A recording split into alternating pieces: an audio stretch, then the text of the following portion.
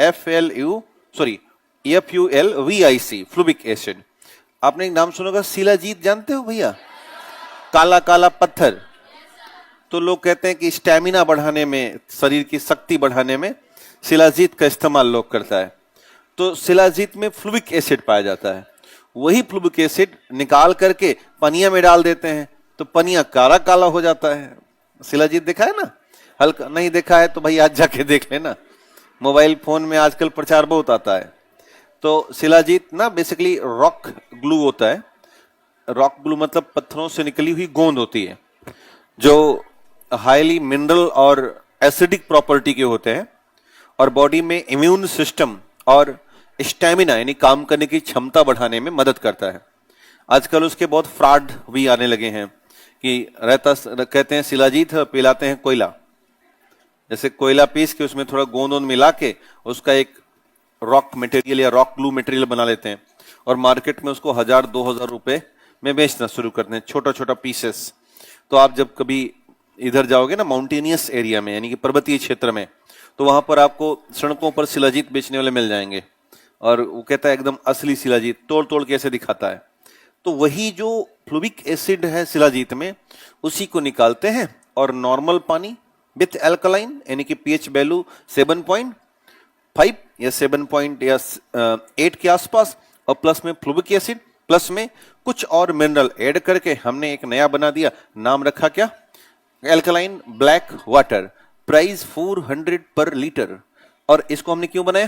क्योंकि इसको पीने से कहते हैं कि बुढ़ापा जल्दी से नहीं आता, पाचन तंत्र ठीक रहता है, बॉडी में स्टेमिना मेंटेन रहती है। लेकिन अभी इस पर पर्याप्त रिसर्च नहीं है। लोग कह रहे हैं यदि ज्यादा दिन तक इसे पिया जाए तो कैंसर हो जाए मतलब अमीरों का मामला है, इस पर रिसर्च अभी है नहीं, इसलिए आप कभी भी मत पीना। और काहे पियोगे? नॉर्मल पानी पी जाते, यही बड़ी बात है ना? आप केजीएस का पानी पीजिए, ये जबरदस्त एल्कलाइन ब्लैक रेड ग्रीन सब वाटर इसी में भरा हुआ है, ठीक है। अब जैसे रेड वाटर मतलब क्या हो गया? आजकल डिटॉक्स वाटर का बड़ा फेमस चलन है, देखा है कि एक पानी का जार लेते हैं, उसमें जैसे मेटल का हो सकता है या कांच, अमीर लोग कांच का इस्तेमाल करता है, सफेद कांच का, उसी में भैया पानी भर लेते हैं, उसी में खीरा काट के डाल देंगे और खीरा के बाद उसमें थोड़ा बीट रूट, पुदीना का पत्ता डाल के ऊपर 2-3 नींबू काट के से लटका देते हैं, फंसा देंगे, एक छाता टांग देते हैं साइड से, छाता आता ना इतना बड़ा बड़ा, अब नीचे से एक टोटी रहती है। तो 1-2 घंटे में जब सारा सामान उसमें डाल दिए तो बीट रूट हो गया या ये गाजर हो गया, कच्ची हल्दी हो गई, थोड़ा सा आंवला, तो ये सब मिक्स हुए तो उनके जो फ्लेवर होते हैं या उनका जो पिगमेंटेशन होता है वो पानी के साथ मिल जाता है और पानी हमारा लाल पीला हरा नीला बन जाता है। हम कोई रिश्तेदार आया मान लो, निकालो 2-2 गिलास रख दो, एक ठो बगल में पतला पतला लटका दो, ये अरे नींबू लटकाने के बाद एक ठो छोटा छोटा छाता रख लो भैया, घर वाला छाता मत लगा देना एक छोटे छाते आते, छोटा छाता लगा दो और सोचो गांव में किसी रिश्तेदार को ऐसे दे दिया जाए, कितना अमीर हो गए ये लोग, जबकि है क्या, कुछ नहीं है, नॉर्मल सी तरीके थे, इन पर विचार करते हैं। तो आइए हम आपको एग्जाम्पल हम लिखाते हैं, लिखिएगा एल्कली के प्रमुख उदाहरण। एल्कली के प्रमुख, यही था ना कल का, एल्कली के प्रमुख उदाहरण लिखना शुरू करिएगा। एल्कली के प्रमुख उदाहरण, important example of alkali, alkali के प्रमुख उदाहरण। तो कल हम लोगों ने अपनी जो चर्चा है उससे जहां से रोका था वहीं से हम शुरू करेंगे आज। तो एल्कली में लिखे number 1 potassium hydroxide KOH, potassium hydroxide या KOH, पोटेशियम हाइड्रोक्साइड या KOH। दूसरा लिखिएगा sodium hydroxide, sodium hydroxide, sodium hydroxide NaOH, sodium hydroxide NaOH। और इसके बाद लिखिए calcium hydroxide CaOH whole twice, calcium hydroxide CaOH whole twice, calcium hydroxide CaOH whole twice. इसके बाद लिखिएगा NH4OH, NH4OH, ammonium hydroxide, NH4OH, ammonium hydroxide, NH4OH, ammonium hydroxide.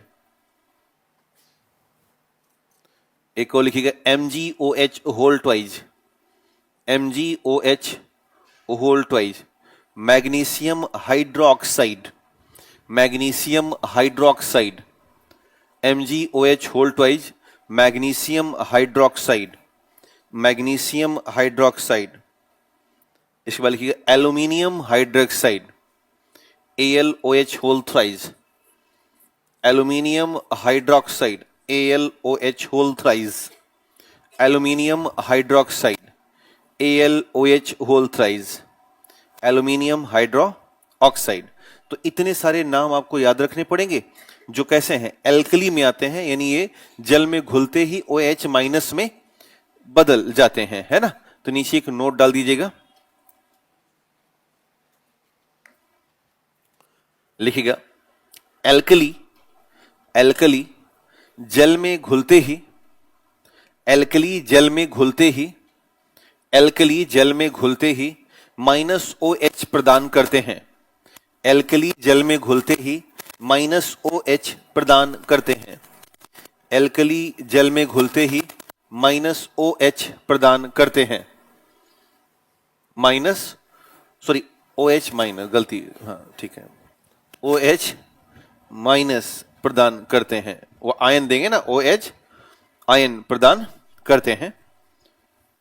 नई line से लिखिएगा नंबर 2 कि सभी क्षार एल्कली नहीं होते, सभी क्षार एल्कली नहीं होते, सभी क्षार एल्कली नहीं होते,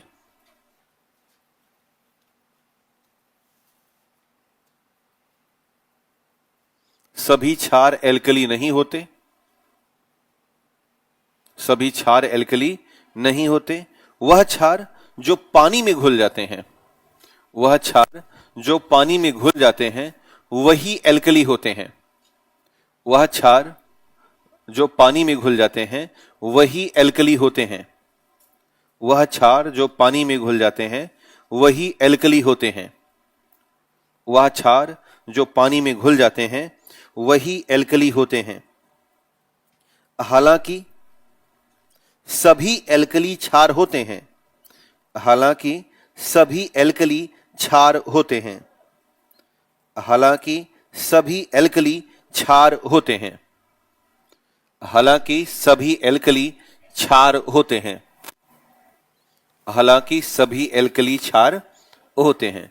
अब थोड़ा सा और क्लियर कर लें कि भाई बेस और एल्कली में और बेसिक अंतर क्या है।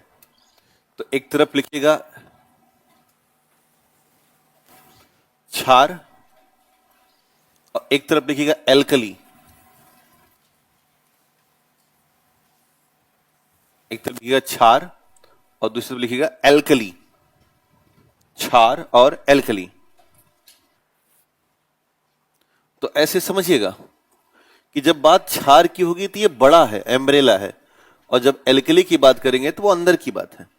ये जो बड़ा वाला है क्या है, क्षार है, और इसी क्षार के भीतर जो जल में घुल जाए, डिसॉल्व हो जाए, वो क्या कहलाएगा, एल्कली के नाम से जाना जाएगा। तो क्षार में पहला पॉइंट डाल देना कि यह एक बृहद स्वरूप है, यह एक बृहद स्वरूप है, यह एक बृहद स्वरूप है, यह एक बृहद स्वरूप है। हालांकि हालांकि